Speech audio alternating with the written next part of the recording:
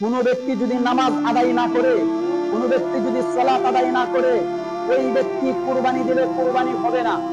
কোন ব্যক্তি যদি সালাত ছেড়ে দেয়, কোন ব্যক্তি যদি নামাজ ছেড়ে দেয়, ওই ব্যক্তি যদি 10 কোটি টাকার গরু কিনে, 20 কোটি টাকার গরু কিনে, 10 লক্ষ টাকার গরু কিনে, ওই সারা বাংলার সকল মানুষকে কুরবানির পরে খাওয়ায়, ওই কুরবানি দিয়ে কোনো ফায়দা হবে না।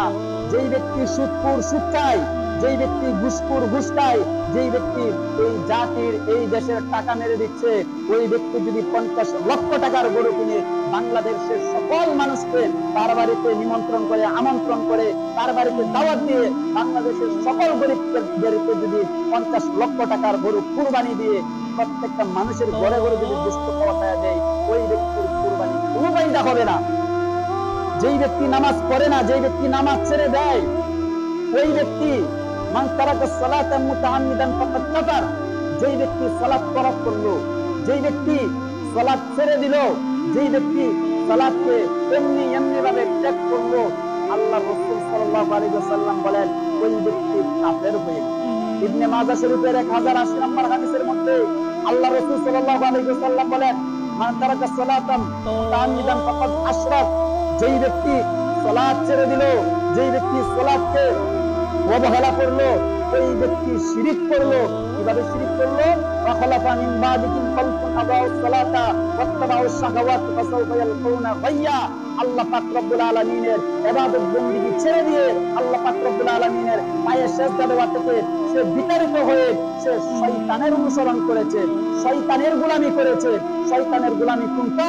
আল্লাহ পাকের ইবাদত ছেড়ে দিয়ে যেই কাজটা সে করেছে, ওইটা হচ্ছে শয়তানের গোলামি। প্রিয় ভাই, আপনাকে আমি কি দিয়ে বুঝাই? আপনাকে আমি কি দিয়ে বোঝাতে পারি? বাংলাদেশের মধ্যে লক্ষ কোটি টাকার মালিক থাকতে পারে, কিন্তু ওই ব্যক্তি যদি সালাত ছেড়ে দেয়, সালাত ছেড়ে দেওয়ার পরে যদি ওই ব্যক্তি ওই কুরবানি করে 50 লক্ষ টাকার গরু, তার কুরবানি দিয়ে কোনো ফায়দা হবে না। আপনারা 7 জনে কুরবানি দেন, 7 জনের মধ্যে যদি একজন ব্যক্তি বেনামাজি হয়, ওই ব্যক্তি বেনামাজি থাকার কারণে 7 জনের কুরবানি নষ্ট হয়ে যাবে। সারা বাংলাদেশের সকল উলামায়ে কেরাম একমত হয়েছে, সারা বাংলাদেশের সকল উলামায়ে কেরাম একমত হয়ে এই ঘোষণা দিয়েছেন। সারা বাংলাদেশে সকল উলামায়ে কেরাম একমত হয়ে এই কথা বলেছেন, যদি 7 জন ব্যক্তি মিলে কুরবানি দেয়, কিন্তু একজন মানুষ সে বেনামাজি, একজন মানুষ সে নামাজ পড়ে না, একজন মানুষ সে নামাজের মধ্যে অনীহা করে, নামাজে আসতে তার মন চাই না, ওই 7 ব্যক্তি যদি ওই 6 ব্যক্তি যদি এক ব্যক্তির সঙ্গে কুরবানি দেয়, ওই কুরবানিটা নষ্ট হয়ে যাবে, ওই কুরবানি টিকবে না, ওই কুরবানি দিয়ে কোনো সফলতা আসবে না।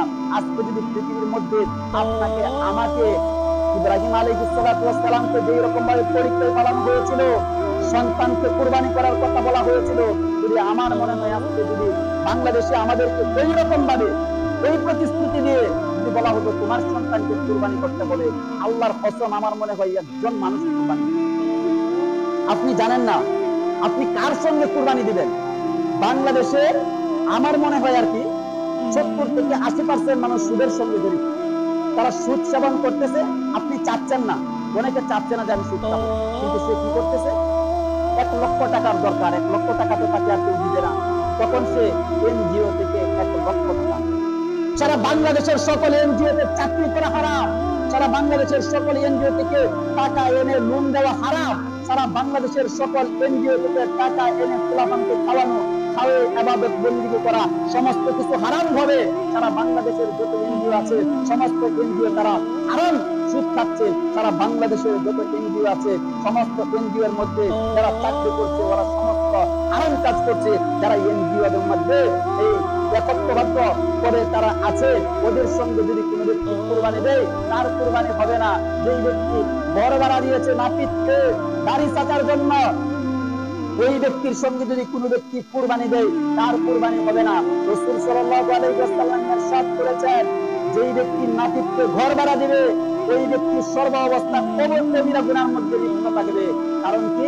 রাসূল সাল্লাল্লাহু আলাইহি ওয়াসাল্লাম বলেন, দাড়ি রাখা হচ্ছে সুন্নাত। যেই ব্যক্তি দাড়ির মধ্যে আঘাত করলো, ওই ব্যক্তি আমার কলিজার মধ্যে আঘাত করলো। আরেক বর্ণনায় এসেছে, যেই ব্যক্তি দাড়ির মধ্যে কুর লাগাইলো, ওই ব্যক্তি আমার গলার মধ্যে কুর লাগাইলো।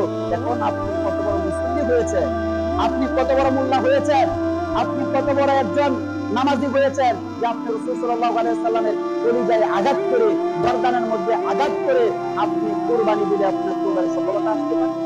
আপনার কুরবানি কোনো সফলতা আসবে না।